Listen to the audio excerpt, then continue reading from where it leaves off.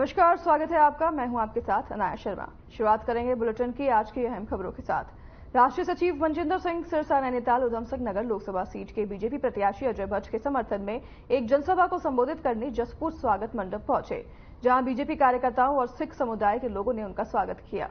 राष्ट्रीय सचिव ने मंच के माध्यम से भाजपा सरकार की पिछले 10 सालों में हुए विकास कार्यों और किसान के हित में किए गए कार्यों को लेकर उपलब्धियां गिनाई और सिख समुदाय को एकजुट होने की उन्होंने जनता से अपील की।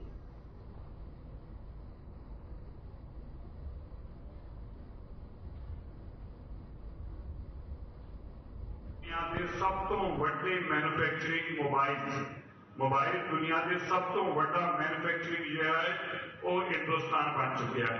ये भारत तो भारत है जो खुद अपने लड़ाकू विमान बना रहा है। ये भारत है जिसने लड़ाकू विमान दूसरे 10 साल अंदर जिसने अपने लड़ाकू बेड़े बनाए नहीं, जिसने अपनी पनडुब्बियां बनाई नहीं, जिसने अपने दुनिया का अज तक कोई मुल्क नहीं पहुंच सकिया, एक वो भारत है। एक बार मोदी जी अगर एक अल्फाज किसी मुल्क के खिलाफ बोल देते हैं, वो मुल्क की पूरी इकोनॉमी तबाह हो जाती है। ये अज का वो भारत रहा और उस भारत का मुखिया प्रधानमंत्री नरेंद्र मोदी है, जिन्हें खुद हर जोत के अपने परिवार को पालते रहे, जेड़ा सवेरे 4 बजे तो काम करन लगता है।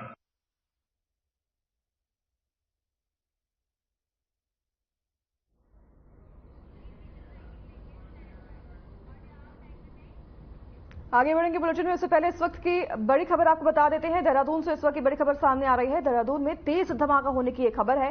धमाके से लोगों में दहशत का माहौल हो गया है, तो वहीं एसएसपी पुलिस बल के साथ वहां पर मौके पर मौजूद है और बम डिस्पोजल स्क्वाड टीम भी मौके पर पहुंच चुकी है। फायर ब्रिगेड डॉग स्क्वाड भी मौके पर पहुंच चुकी है। धमाके की अब तक कोई पुष्टि नहीं की गई है। बड़ी खबर आपको बता रहे हैं इस वक्त की। देहरादून में एक धमाके होने की खबर सामने आई है, जिससे कि माहौल अब दहशत का माहौल बन गया है, तो वहीं लोगों में अफरा तफरी मच गई है। एसएसपी और पुलिस बल की टीम मौके पर मौजूद है। डॉग स्क्वाड की और बम डिस्पोजल स्क्वाड की टीम भी मौके पर मौजूद है। हालांकि धमाका किस वजह से हुआ इसकी कोई पुष्टि नहीं हो पाई है। बड़ी खबर आपको बता रहे हैं, देहरादून में तेज धमाका हुआ है। उस धमाके से लोगों में दहशत का माहौल बन गया है।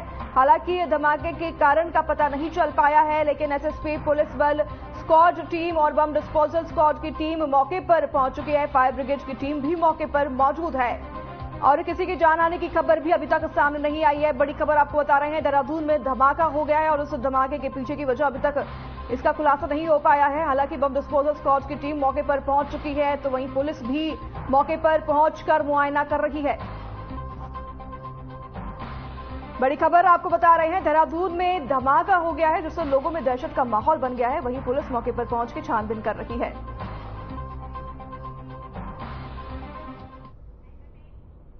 आगे बढ़ेंगे खबरों में। भारतीय जनता पार्टी अनुसूचित जाति मोर्चा के राष्ट्रीय अध्यक्ष लाल सिंह आर्य ने कांग्रेस पर अनुसूचित जाति जनजाति के लोगों को धोखा देने का आरोप लगाया है। उन्होंने कहा कि देश में सबसे ज्यादा कार्यकाल कांग्रेस का रहा है। इसके बावजूद न तो देश के गरीबों की हालत सुधार पाई और न ही अनुसूचित जाति जनजाति के लोगों की। मोदी सरकार के कार्यकाल में देश में पहली बार 14 अनुसूचित जाति के केंद्रीय मंत्री बने और 4 राज्यपाल इसी वर्ग से आए हैं।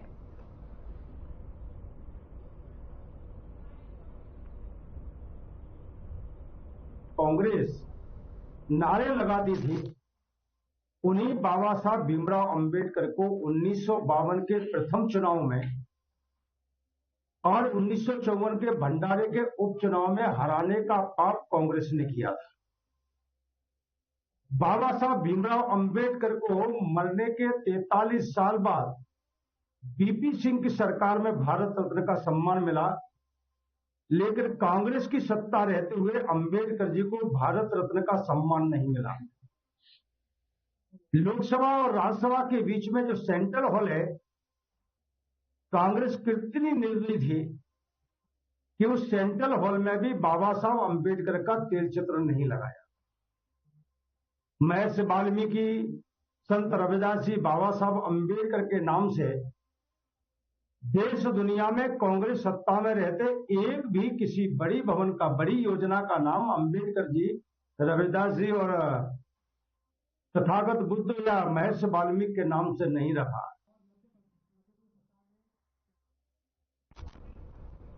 उत्तराखंड में लोकसभा की 5 सीटों पर दलित वोट बैंक को समेटने के लिए भारतीय जनता पार्टी के अनुसूचित जाति मोर्चा राष्ट्रीय अध्यक्ष लाल सिंह आर्य एक दिन के प्रवास पर उत्तराखंड पहुंचे, जहां उन्होंने प्रेस वार्ता करते हुए कांग्रेस सरकार पर जमकर हमला बोला। उन्होंने कहा कि देश में सबसे ज्यादा कार्यकाल कांग्रेस का रहा, इसके बावजूद ना तो देश के गरीबों की हालत सुधार पाई और न ही अनुसूचित जाति जनजाति के लोगों की। साथ ही उन्होंने मोदी सरकार के कार्यकाल की उपलब्धियां गिनवाई।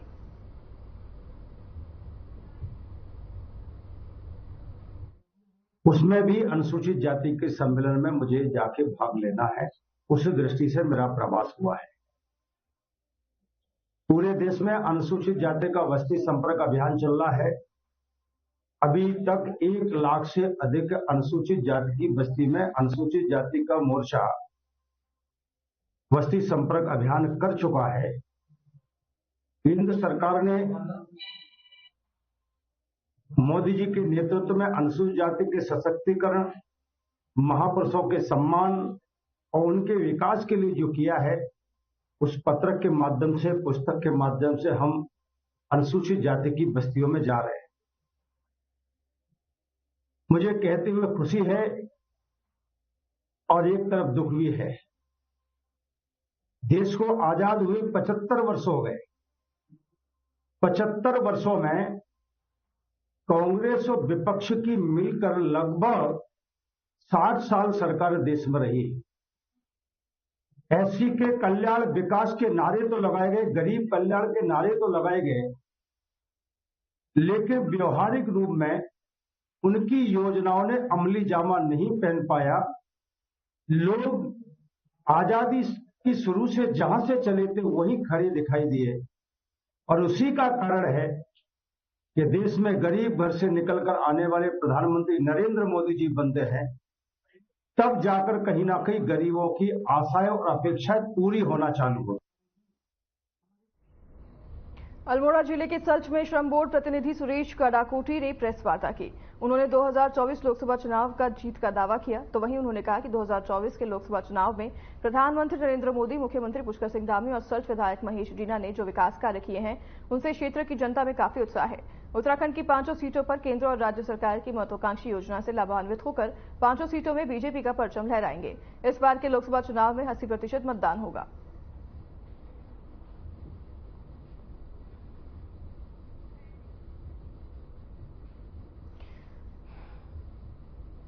सुरेश कड़ाकोटी ने प्रेस कॉन्फ्रेंस की है। प्रेस कॉन्फ्रेंस के दौरान उन्होंने बीजेपी के जीत का दावा किया है, तो वहीं लोकसभा चुनाव के लिए बीजेपी पूरी तरह से तैयार है, उन्होंने ये कहा है। तो क्षेत्र की जनता में काफी उत्साह है इस बार। तो उन्होंने ये भी जानकारी साझा की है कि इस बार 80% मतदान किए जाएंगे।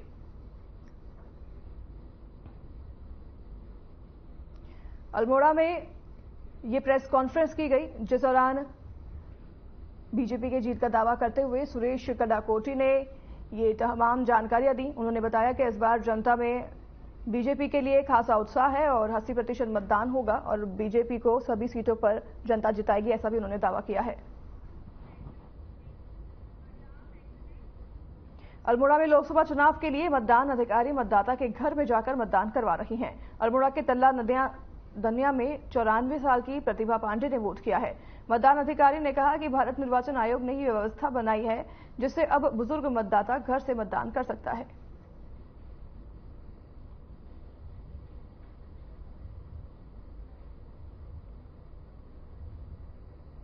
हमारा 35 नंबर है हमारा ये पोलिंग पार्टी का, और इसमें जो है हमारे पास 12 मतदाता हैं, जिसमें से कि 1 तो विकलांग हैं और 11 जो हैं 80+ हैं। तो हम घर घर जाकर इनका वोट कास्ट कर रहे हैं और चुनाव आयोग ने इस बार से ये सुविधा दे दी है कि मतदाता अपने घर से ही मतलब वोट कास्ट कर सकते हैं। कोतवाली में ईद के त्योहार को लेकर सभी धर्मों के गणमान्य लोगों के साथ बैठक की गई है।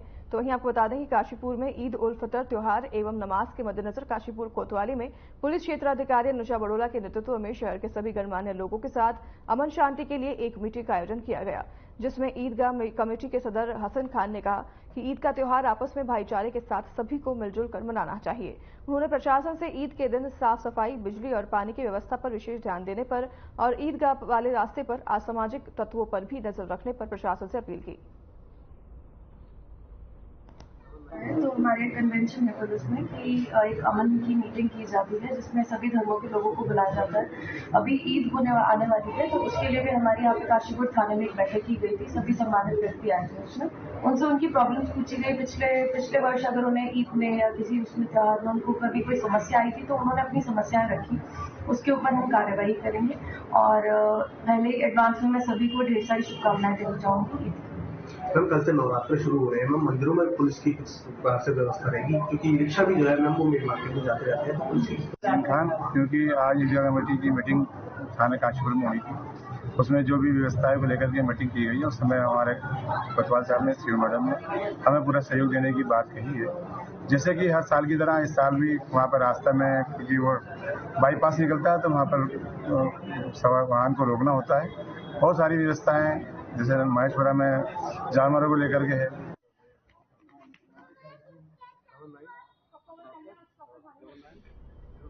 देश भर के अलग अलग राज्यों में पीएम मुद्रा लोन योजना के नाम पर ठगी करने वाले 2 साइबर ठगों को उत्तराखंड एसटीएफ ने गिरफ्तार कर गिरोह का भांडाफोड़ किया है।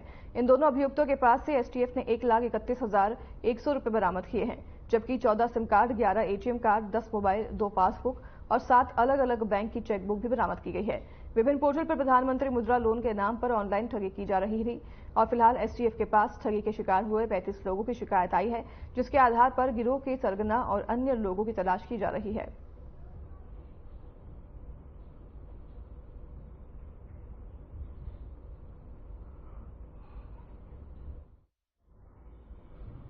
एसटीएफ की टीम ने कार्रवाई करते हुए ये बड़ी सफलता हासिल की है, जहां पर पीएम मुद्रा लोन के नाम पर ठगी करने वालों के गिरोह का पर्दाफाश पुलिस ने किया है और इसी के तहत 2 साइबर ठगों को पुलिस ने गिरफ्तार कर लिया है, जिनके पास से तमाम चीजें भी बरामद की गई हैं जो कि इस ठगी में उपलब्ध की गई थी, इस्तेमाल की गई थी। ये बड़ी कामयाबी पुलिस के हाथ लगी है, जहां पर पुलिस ने 2 साइबर ठगों को गिरफ्तार किया है, जिन्होंने तकरीबन 35 से ज्यादा लोगों को ठगी का शिकार बनाया था। एसटीएफ टीम की बड़ी कार्रवाई सामने आई है और उनके पास 35 ऐसे लोगों की शिकायत आई थी, जिसमें लोगों ने बताया था कि उनके साथ पीएम मुद्रा लोन के नाम पर ठगी की गई है, जिस पर एसटीएफ की टीम ने कार्रवाई करते हुए 2 साइबर ठगों को गिरफ्तार किया है। तो वहीं अन्यों की छानबीन पुलिस द्वारा फिलहाल जारी है।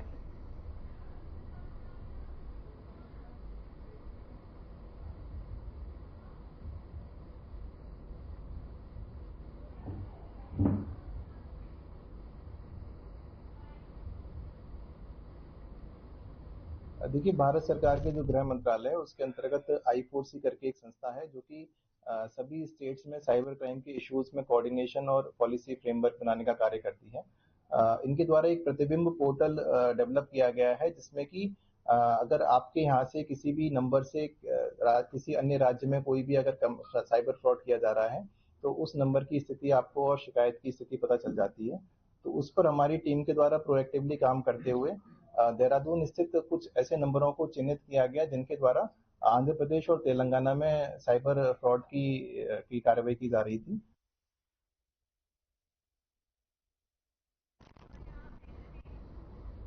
दिनेशपुर क्षेत्र आत्महत्याओं का हब बनता जा रहा है। आपको बता दें कि पिछले 10 दिनों में दिनेशपुर क्षेत्र में यह तीसरी आत्महत्या है। जानकारी के मुताबिक 32 वर्षीय महिला ने घर में फांसी लगाकर आत्महत्या कर ली। बता दें कि पुलिस ने शव को कब्जे में लेकर पोस्टमार्टम के लिए भेज दिया है और इस दौरान नगर क्षेत्र के संभ्रांत एवं समाजसेवी लोगों ने कहा है कि यहां लगातार आत्महत्या का ग्राफ दिनों दिन बढ़ता ही जा रहा है। इस पर हमें चिंतित एवं विचार आदि करने की जरूरत है। खासकर युवाओं को जागरूक करने की अति आवश्यकता है। अगर साल भर का आंकड़ा देखा जाए तो दर्जनों से ऊपर जहर एवं फांसी लगाकर आत्महत्या कर ली गई है।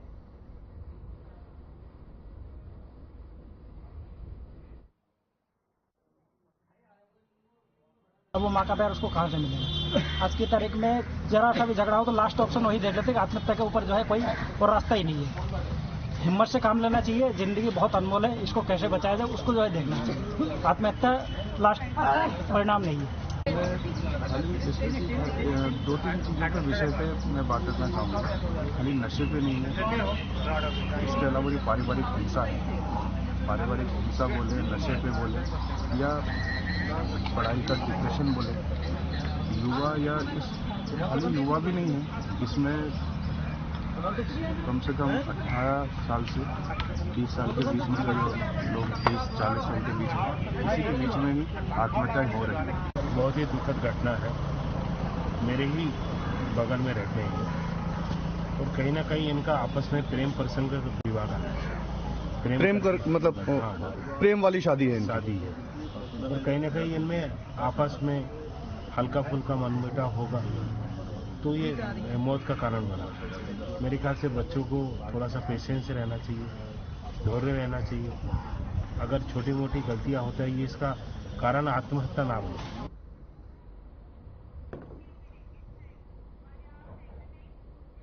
बीजेपी राष्ट्रीय प्रवक्ता सैयद शाहनवाज हुसैन नैनीताल पहुंचे। बता दें कि शाहनवाज हुसैन जसपुर विधानसभा क्षेत्र में लोकसभा के बीजेपी उम्मीदवार अजय भट्ट के प्रचार के लिए जसपुर पहुंचे हैं, जहां बीजेपी कार्यकर्ताओं ने गर्मजोशी के साथ उनका भारी स्वागत किया। और इस दौरान शाहनवाज हुसैन ने अजय भट्ट के समर्थन में अल्पसंख्यक मुस्लिम समुदाय के लोगों से मतदान करने की अपील की। इसके साथ ही उन्होंने विपक्ष पर जमकर निशाना साधा।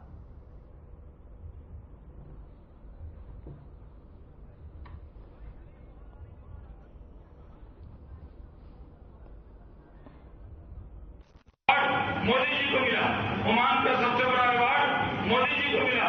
यूरोप की बात छोड़ दीजिए, नहीं लिखा। अरे मुसलमान लिख देते तो पूरा पाकिस्तानी उठ के आ जाता, फिर तो बंटवारा ही खत्म करना पड़ता। क्योंकि जो पाकिस्तान मुसलमान गए आज भी वो मुहाजिर बन के रह रहे हैं, लेकिन हिंदुस्तान के अंदर अपने को कोई मुहाजिर नहीं मान सकता। इसलिए मैं आपसे गुजारिश करने आया हूं कि आज मोदी जी ने जो योजना बनाई, हमारे नेताओं, आप बीमार हो आपका इलाज करे मोदी। क्या होगा, अब आपके सवाल हो तो पूछिए। इस बार नारा है, मोदी जी का सपना है इस बार 400 पार, क्या कहना चाहते हैं? इस बार जिस तरह सूरज का उगना तय है उसी तरह ये बात तय है कि इस बार 400 से ज्यादा सीट जीतेंगे। और सबसे बड़ी बात यह है कि इस बार भारत के मुसलमानों ने भी तय कर लिया है कि मोदी भाईजान को ही प्रधानमंत्री बनाना। इसलिए देखिए इतनी बड़ी तादाद में मुस्लिम समाज के लोग यहाँ सभा में आए, अपने खुद ही कवर किया।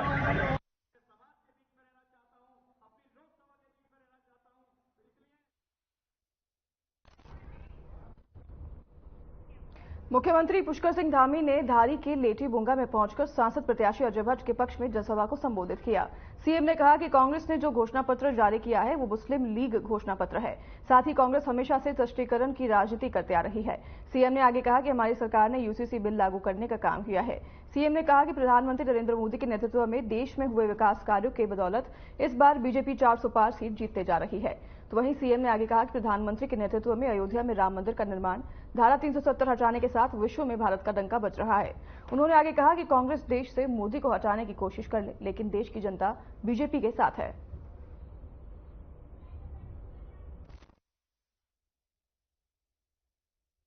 बात से लगातार वोट बैंक की राजनीति है और ऐसा लगता नहीं कि कांग्रेस का घोषणा पत्र है जिस प्रकार से उन्होंने मुस्लिम पर्सनल लॉ बोर्ड की बात की है, मुस्लिम लीग का ही जो है घोषणा पत्र लगता है वो।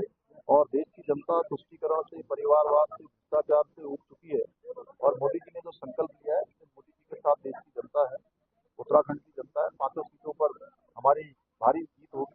यहाँ से अजय भट्ट बहुत भारी बहुमत से चेक एंड बैलेंस लगाने की बात कही है पार्टी के प्रदेश अध्यक्ष।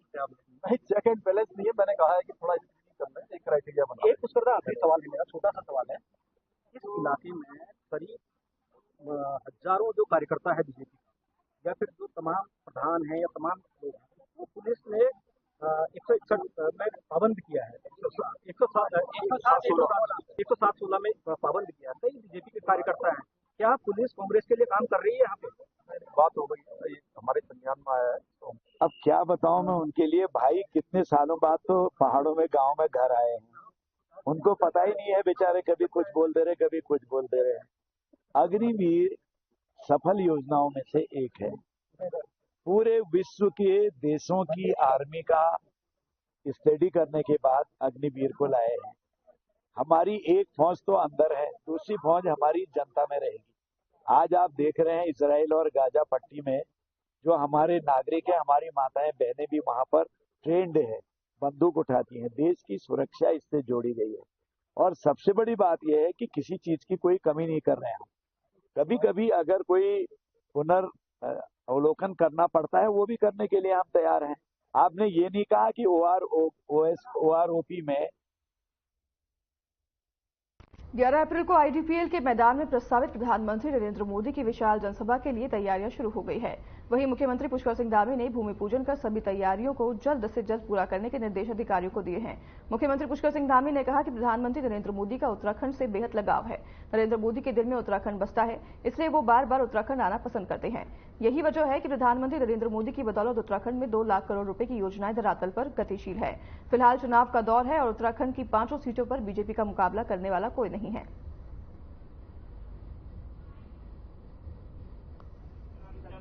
ये सबको निमंत्रण देने का काम और माननीय प्रधानमंत्री जी के आगमन की सूचना आप सबके माध्यम से आज भूमि पूजन यहाँ पर हो गया है और उनका हमेशा आना हम लोगों के लिए, उत्तराखंड वासियों के लिए एक उत्सव होता है, क्योंकि उनके हृदय में उत्तराखंड बसता है। सब जानते हैं उत्तराखंड से उनको बहुत जुड़ाव है, लगाव है और उनके प्रधानमंत्री बनने के बाद उत्तराखंड राज्य के लिए अनेक योजनाएं यहाँ पर शुरू हुई हैं। 2 लाख करोड़ से भी ज्यादा की योजनाएं, जिसके बारे में लोग सोचते भी नहीं थे, वो सब काम आज धरातल पर उतर रहे हैं। तो बड़ा जोश है लोगों में और हम देवभूमि में उनका स्वागत करेंगे। देवभूमि के लोग जैसा हमेशा करते हैं, वो अपने देवभूमि को अपना परिवार मानते हैं और देवभूमि के लोग भी उनको परिवार की तरह चाहते हैं। इस समय चुनाव का है, उन्होंने किया, अब हम सबकी बारी है।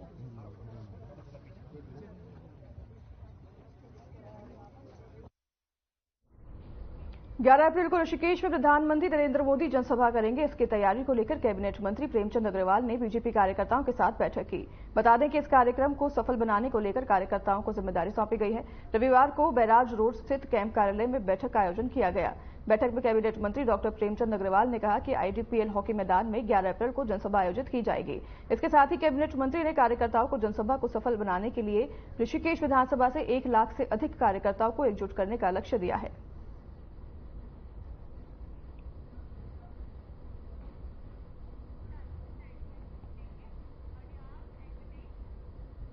हाल ही में कांग्रेस पार्टी ने अपना घोषणा पत्र जारी किया है, जिसको कांग्रेस ने 5 गारंटी और 25 न्याय का नाम दिया है। वहीं इसे लेकर बीजेपी ने सवाल खड़े करने शुरू कर दिए हैं। आपको बता दें कि कांग्रेस ने इसे न्याय पत्र का नाम दिया है, जिसमें कि 5 गारंटी और 5 न्याय और 25 गारंटियां शामिल हैं। तो वहीं कांग्रेस की तरफ से न्याय पत्र जारी किया गया है, वो न्याय पत्र नहीं बल्कि अन्याय पत्र है, ऐसा बीजेपी का कहना है। क्योंकि आज तक कई बार कांग्रेस की सरकार केंद्र में भी रह चुकी है, तो वहीं प्रदेश में भी, लेकिन कांग्रेस की सरकार ने ना तो किसानों के साथ न्याय किया और ना ही किसी महिला के साथ न्याय किया है, इसलिए ये न्याय पत्र नहीं बल्कि अन्याय पत्र है, ऐसा बीजेपी ने कांग्रेस पर आरोप लगाया है। चुनाव के समय राजनीतिक विषयों पर ही ज्यादा चर्चा रहती है, वो भी राजनीतिक परिप्रेक्ष्य, राजनीतिक दलों की क्या क्या बातचीतें चल रही हैं, किस तरह से विषयों को लाया जा रहा है। कांग्रेस पार्टी की ओर से जो बार बार कहा जा रहा है कि हम लोग अगर सरकार में आएंगे तो न्याय पत्र जारी किया है उन्होंने, उसके कुछ बिंदु उन्होंने डाले हैं, 5 मुख्य बिंदु हैं। क्योंकि चुनाव के समय राजनीतिक विषयों पर ही ज्यादा चर्चा रहती है, वो भी राजनीतिक परिप्रेक्ष्य, राजनीतिक दलों की क्या क्या बातचीतें चल रही हैं, किस तरह से विषयों को लाया जा रहा है। कांग्रेस पार्टी की ओर से जो बार बार कहा जा रहा है कि हम लोग अगर सरकार में आएंगे